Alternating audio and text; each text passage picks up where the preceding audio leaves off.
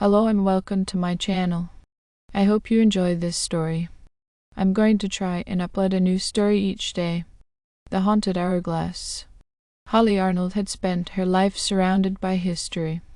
As an antique dealer on the Isle of Wight, her days were filled with relics of the past, each item with a story, a piece of someone's life preserved in wood, glass, or metal. She loved the mystery, the feeling that each artifact was a puzzle waiting to be solved. But nothing could have prepared her for the day she acquired the hourglass. It was an unremarkable Tuesday when the hourglass arrived at her shop, Tina's Treasures. The shop, nestled in a quiet corner of the island, was a haven for collectors and curiosity seekers alike. Holly had just finished her morning coffee when a delivery truck pulled up. The driver, a burly man with a scruffy beard, handed her a package wrapped in faded brown paper. There was no return address, just a note that read, "From a town long forgotten." Curiosity piqued. Holly carefully unwrapped the package. The hourglass inside was exquisite, its frame made of dark, intricately carved wood, the glass bulb clear and flawless. But what caught her eye was the sand.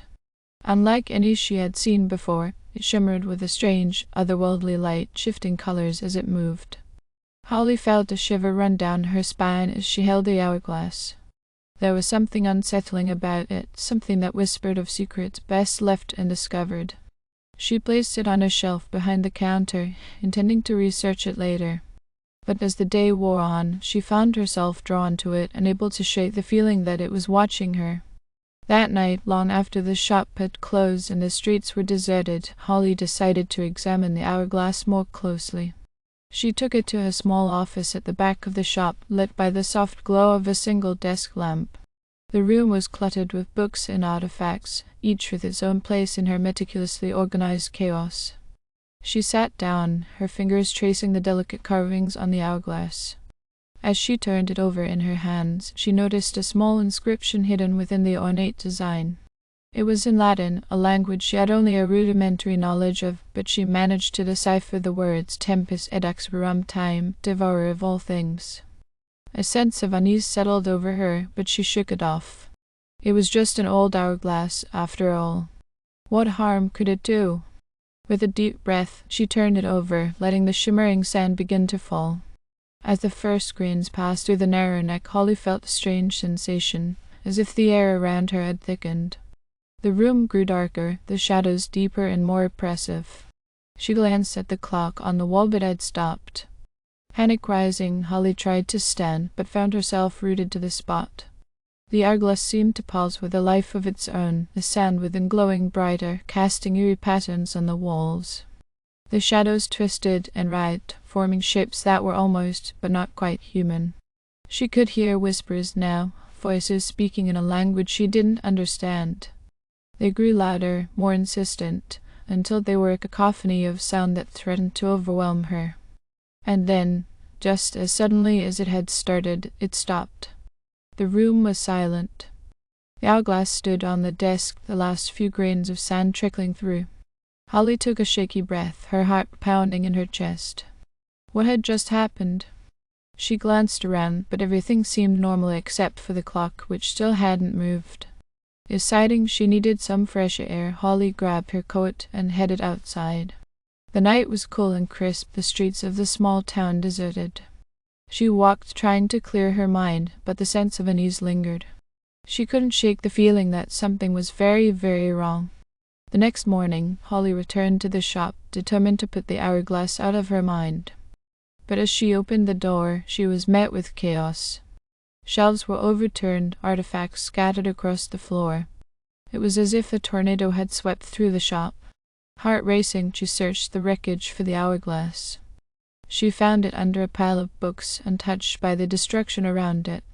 As she picked it up, she noticed something strange. The sand had reset. It was as if it had never been turned over. Dread gnawed at her. She had to find out more about this mysterious object.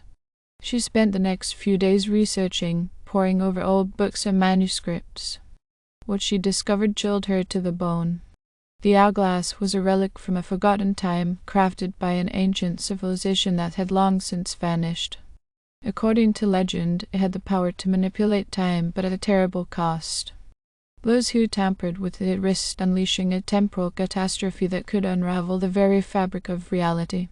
Holly realized with a sinking feeling that she had already set events in motion. The whispers, the shadows, the strange occurrences, they were just the beginning. She had to find a way to stop it, to set things right before it was too late. Her research led her to an old, abandoned church on the outskirts of town. It was said to be the resting place of the Hourglass's creator, a sorcerer who had sealed his power within the artifact to prevent it from falling into the wrong hands. Holly knew it was a long shot, but she had no other choice. She arrived at the church just as the sun was setting, casting long shadows across the overgrown graveyard. The building was in ruins, the roof caved in and the walls crumbling. She made her way inside, the air thick with dust and the scent of decay. In the center of the church, where the altar had once stood, was a stone pedestal. It was covered in ancient runes similar to the ones on the hourglass. Holly placed the hourglass on the pedestal, hoping she was doing the right thing. As she did, the runes began to glow, the light spreading to the hourglass. The sand inside started to move faster and faster until it was a blur. The whispers returned, louder than ever, but this time they were joined by a deep, resonant voice that seemed to come from everywhere and nowhere. Time is broken, the voice intoned. Only by sacrificing what was taken can balance be restored. Holly didn't understand, but she knew she had to act quickly. She reached out, her hand trembling, and turned the hourglass over. The light intensified, the runes glowing brighter and brighter until they were blinding. There was a sound like thunder, and Holly was thrown back, landing hard on the cold stone floor. She lay there, dazed, as the light faded and the whispers ceased. When she finally managed to sit up, the hourglass was gone. The church was silent, the air still. Holly took a deep breath, relief washing over her. Whatever had happened, it seemed she had succeeded. She made her way back to the shop, exhausted but hopeful. The next few days were a blur. She cleaned up the shop, repaired the damage, and tried to put the whole ordeal behind her. But she couldn't shake the feeling that something had changed. The clock on the wall had started ticking again, but it seemed different. The seconds seemed to stretch, the minutes dragging on longer than they should. And then the visions began. They started as fleeting glimpses, shadows at the edge of her vision. But they grew more frequent, more vivid. She saw faces, places, moments in time that she couldn't possibly know. She was seeing the past, the future, moments from different timelines. Holly realized with a sinking heart that the hourglass had left its mark on her. She had tampered with time, and now time was tampering with her. She was caught in a web of temporal threads, each one tugging at her, pulling her in different directions. She knew she had to find a way to fix it, to undo the damage she had caused. But how? The hourglass was gone, and with it any hope of reversing the effects. Days turned into weeks, and Holly grew more and more isolated. She stopped going out, stopped seeing friends. She spent all her time in the shop, surrounded by artifacts of the past, trying to make sense of the visions. And then, one night, she heard the whispers again. They were faint, almost imperceptible, but they were there. She followed them, drawn to a small, forgotten corner of the shop. There, behind a stack of old books, she found it. The hourglass. It was just as she had found it that first day, wrapped in faded brown paper. Her hands trembling, she unwrapped it and placed it on the desk. The sand was still, the glass cooled to the touch. She knew what she had to do. With a deep breath, she turned it over once more. The room grew dark, the shadows deepening. The whispers grew louder, more insistent. She felt the air thicken, the same sensation she had felt that first night. But this time she was ready. She reached out, her hand closing around the hourglass. She focused on the sand, on the way it moved, the way it shimmered. She could feel the threads of time, each one connected to the hourglass, to her. With a surge of determination, she pulled, tugging at the threads, trying to untangle them. The voices grew louder, the shadows darker, but she didn't stop. She kept pulling, kept unraveling the threads, until finally, with a sound like a sigh, they snapped. The room was silent. The shadows receded, the whispers faded to nothing. Holly opened her eyes, gasping for breath. The hourglass lay on the desk, the sand motionless, the light gone. She knew instinctively that it had lost its power, that she had succeeded in severing its connection to the threads of time. But she also knew that it was not over. The damage had been done, and she was still affected. The visions would not stop, the temporal distortions would continue unless she found a permanent solution. In the following days, Holly searched for answers with renewed determination. She reached out to scholars and experts in ancient artifacts, hoping to find someone who could help her understand what had happened and how to fix it. Her efforts led her to Dr. Evelyn Moorcroft, an expert in temporal anomalies and ancient sorcery. Dr. Moorcroft was a stern woman in her late 50s, with piercing blue eyes that seemed to see right through Holly. She listened intently as Holly recounted her story, her expression growing more serious with each passing moment. "This is no ordinary artifact," Dr. Moorcroft said, examining the hourglass. "It was crafted using forbidden knowledge, the kind that can bend the very fabric of reality. You're lucky to be alive, MS. Arnold." Holly nodded, the weight of her actions pressing down on her. "Is there any way to reverse this, to stop the visions and the distortions?" Dr. Moorcroft sighed, her eyes thoughtful. "There might be a way, but it's risky. The hourglass's power is tied to a specific moment in time, a nexus point where its influence is strongest. If we can find that point, we might be able to sever its connection to you permanently. How do we find it?" Holly asked, hope flickering in her chest. "The hourglass itself will guide us," Dr. Moorcroft replied. "But it won't be easy. We'll need to be prepared for whatever we might encounter. Temporal anomalies can be unpredictable and dangerous." Over the next few days, they prepared for the journey. Holly closed the shop, leaving a sign that read "Closed for restoration." She gathered supplies, while Dr. Moorcroft brought ancient texts and tools designed to measure and manipulate temporal energy.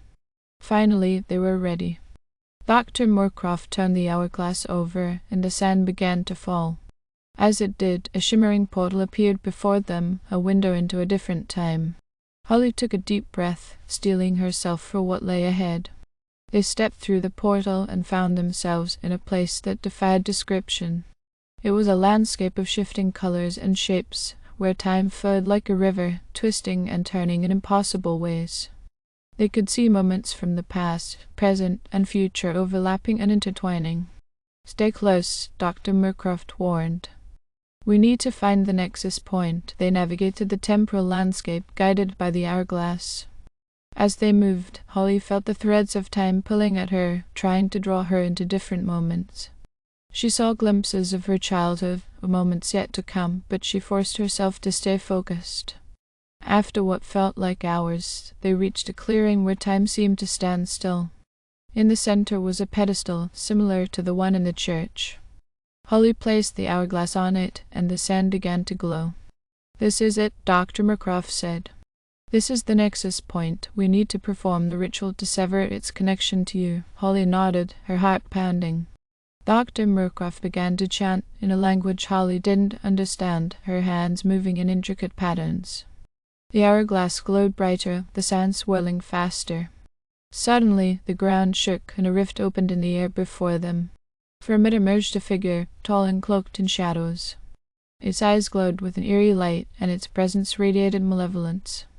"You dared to tamper with time?" the figure hissed. "You cannot undo what has been done." Holly felt a wave of fear wash over her, but she stood her ground.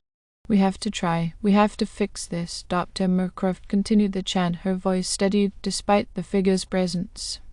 The hourglass pulsed with light, the sand awoven within it. The figure lunged at them, but Holly stepped forward, holding up her hands. "No, this ends now." She felt a surge of power, the threads of time wrapping around her, connecting her to the hourglass. She focused all her will on severing those threads, on breaking the connection once and for all. The figure screamed, a sound of pure rage and despair, and then it was gone.